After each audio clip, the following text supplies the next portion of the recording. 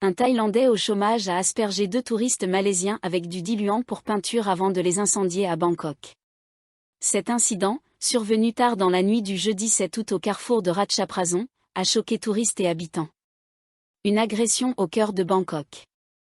Les policiers du commissariat de Lumpini sont intervenus vers 22 h et ont identifié l'agresseur comme étant Warakorn Paptezon, 30 ans, originaire de la province de Sakao.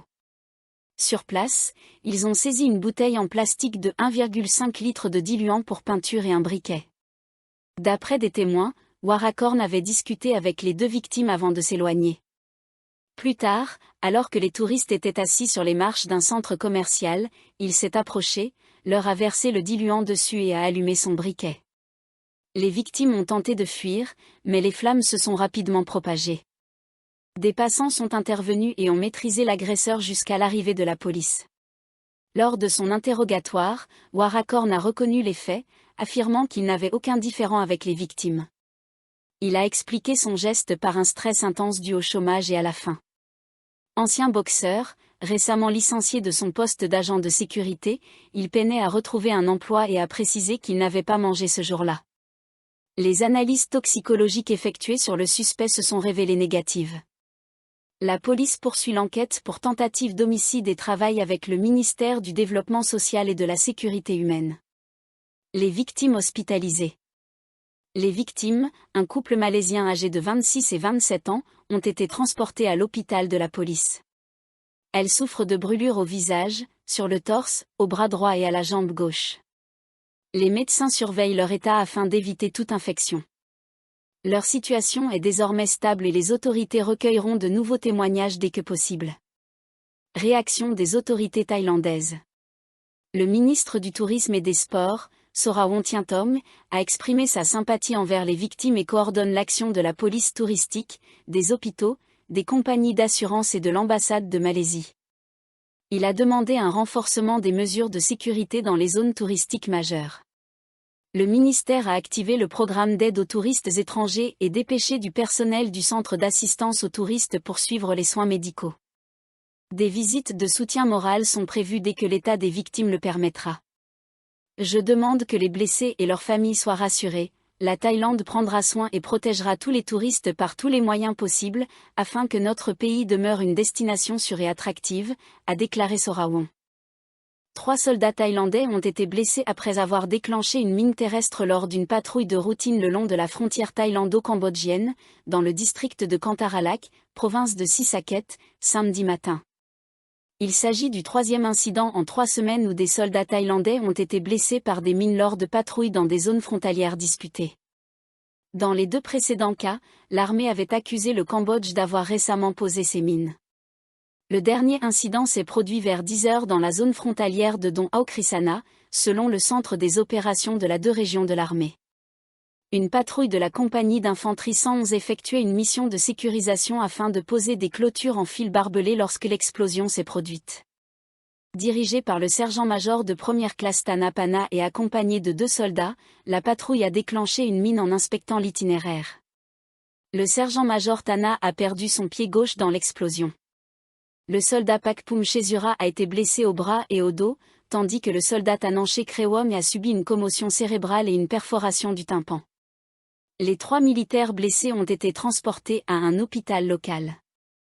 Cet incident survient quelques jours seulement après que la Thaïlande et le Cambodge ont conclu un accord de cessez-le-feu en 13 points visant à réduire les tensions le long de leurs frontières communes et à favoriser la paix entre les 2 pays.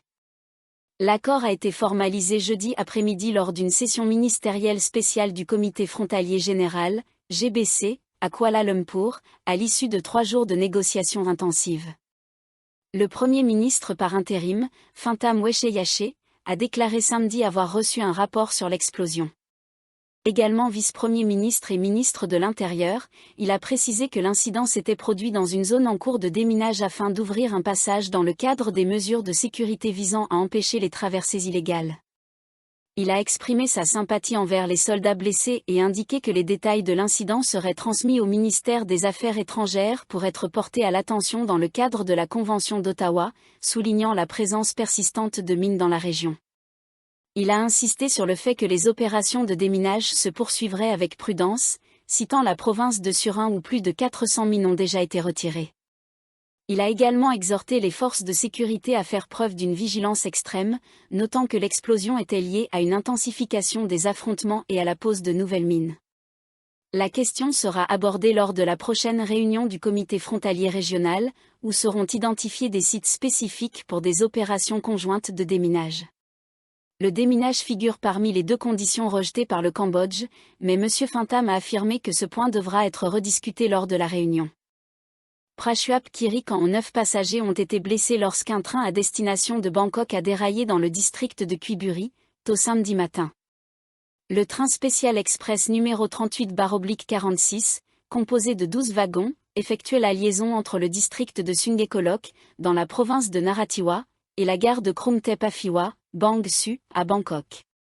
3 wagons, les 10, 11 et 12, sont sortis des rails sans se renverser, près de la gare ferroviaire de Quy Buri, vers 5 heures du matin. Parmi les blessés figurent un moine, une fillette et 7 femmes. Les secouristes ont transporté les blessés vers les hôpitaux de Quy Buri et de Prachuap Khiri Khan. Les passagers des 9 autres wagons ont été acheminés vers leur destination par des moyens de transport alternatifs, ont indiqué les responsables des chemins de fer. Des engins lourds ont été mobilisés pour remettre les wagons sur les rails. Les services ferroviaires du Sud ont repris normalement, mais avec des retards, selon la State Railway of Thailand, SRT. Après 2 semaines passées dans des centres d'évacuation, les habitants de Surin commencent à regagner leur foyer, la situation étant désormais jugée sûre. Le gouverneur devrait faire une annonce officielle dans la journée. L'atmosphère dans les abris est marquée par un soulagement palpable, plus de 80% des évacués ayant déjà commencé à préparer leurs affaires. Une résidente, privée de revenus depuis 15 jours, a exprimé son impatience de rentrer chez elle et de retrouver du travail. Elle a également signalé la perte d'une vache et demandé une aide urgente du gouvernement. Le gouverneur a confirmé que, bien que la plupart soient prêts à partir, la province effectue une dernière vérification avant de publier l'ordre officiel. Le retour de l'ensemble des évacués, y compris des personnes alitées, pourrait prendre jusqu'à 3 jours. Il a également averti la population de la présence possible de munitions non explosées dans certaines zones frontalières, qui n'ont pas encore été déminées afin d'éviter tout malentendu avec les pays voisins. Le gouverneur a ajouté que des aides financières seraient accordées à ceux ayant perdu des revenus ou subi des dommages.